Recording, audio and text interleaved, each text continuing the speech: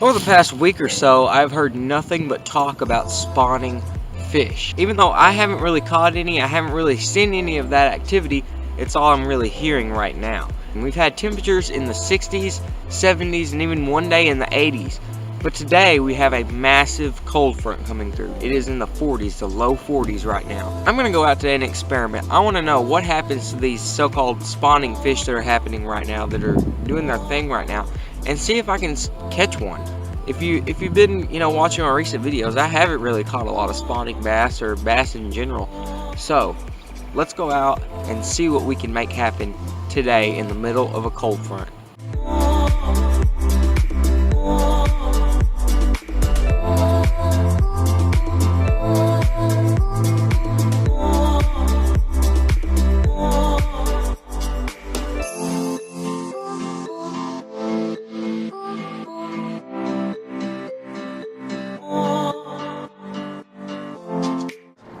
My whole point in coming here today was to shoot a video on chartreuse colored crankbait, sort of, and talk about crankbait, so that's why I'm here.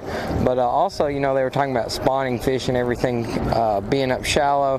This isn't exactly where I fish for spawning fish, but Kentucky Lake is known as a kind of a current lake, and there is quite a bit of current here. So if I can step away from spawning fish activity and come fish some current, then I'm going to do it, and a crankbait is a perfect place to do that at.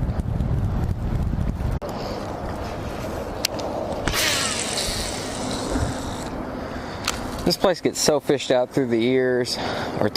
I'm surprised there are fish even left in here, other than the massive amount of Asian carp. If you've seen any of my videos before, you've probably seen me snag some Asians out of here, some big old buffalo. There's quite a few of them in here. There's some giants in here, and there is a good population of them, but right now is not exactly the time I want to be here trying to catch them. However, there are quite a few stripes in here from what I understand.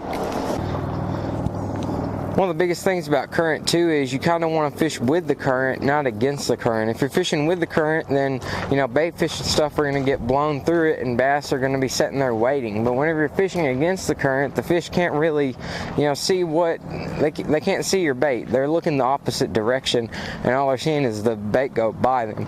So to contradict that, or to go against that, I guess, sort of, I'm going to fish kind of an eddy type of area real quick and see if there's any laying around that, and if not, we'll go from there. Maybe figure something out, or maybe we won't.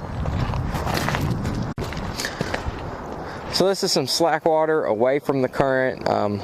Pretty good little staging area for fish too if they are coming up to spawn. Nothing but rocks here. However, this water is going to go down even more, which kind of sucks if they do decide to spawn. I doubt that they will. I'm also noticing a lot of birds out there straight in front of me. That tells me that there's probably some kind of shad or something that they're feeding on.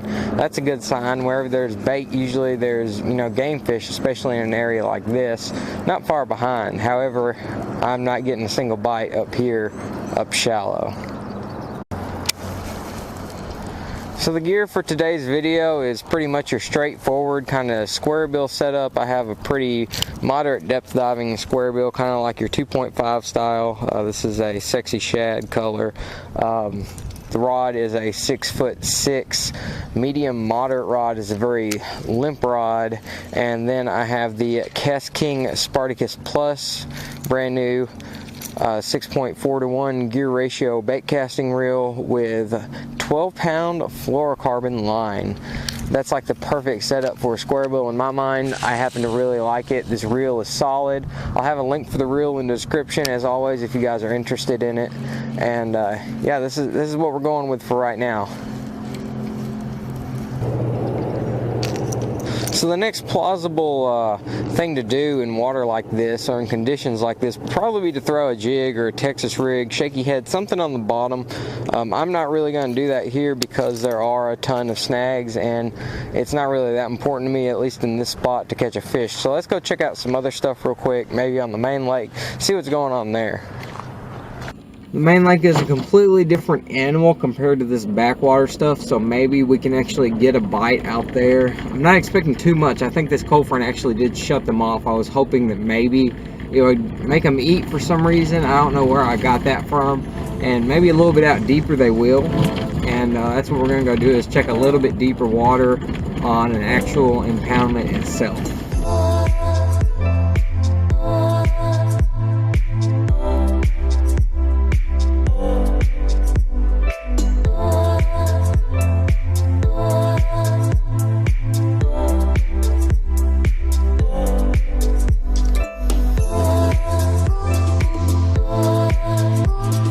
So we're gonna go with the same kind of tactic here too, I believe. Nothing but rocks and stuff like that. Great place for a square bill. Let's see what happens.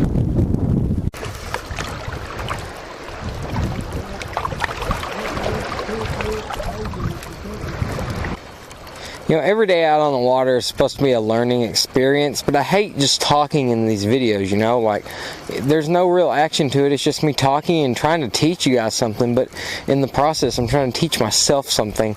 And the way it looks here lately, I haven't even been able to teach myself to do that. I haven't actually caught any good fish in weeks and weeks and weeks, and it bugs me to no end. I don't know if it's just what I'm doing, or if I'm, you know, on Kentucky Lake with, you know, such pressure right now, especially with Asian carp and all the issues it's got going on. I don't like farm pond fishing because I think that's kind of cheating in a way. It's just, it's hard to do for me. It's not hard to do, it's just I don't understand. I haven't figured out my flair yet, so to speak. So what I'm fishing right now is a really, really famous place as well. It's fished a lot in my area. What it is just a big spawning flat top area with a deep, deep drop right out in front of us. It goes down to about 25 feet. And there's a ledge here that I'm hoping maybe some of these fish started to spawn on. There's the ledge. And they kind of moved out to that deeper section. Maybe I'll catch one on that deeper section. But I found the ledge for sure on that one. And it's nothing but rock, like a lot of rock. There's also a point right here, and ideally, you know, you won't be fishing across the point. It's the same kind of thing. There's flats on both sides where fish stage up at, and then it goes out to deep water. Like I said, ideally, I'd rather be casting across this, but I'll take what I can get being up on the bank right now. Alright guys, well, we got skunked yet again. You know, it's happening a lot here lately, but I think a lot of the magic in fishing isn't about where you're going with it. It's about the journey. And this place, this whole lake, Kentucky Lake itself, is just a beautiful place to go on a journey like this, learning about fish, learning about yourself, learning what you want to do in fishing if that's what you want to do. And the fact that I get to experience this every few days really not only probably makes me a better angler in the long run, it also makes me a better person. And there's not much you can ask whenever you come out and enjoy some place as beautiful as this is. This is where I belong. This is where I need to be.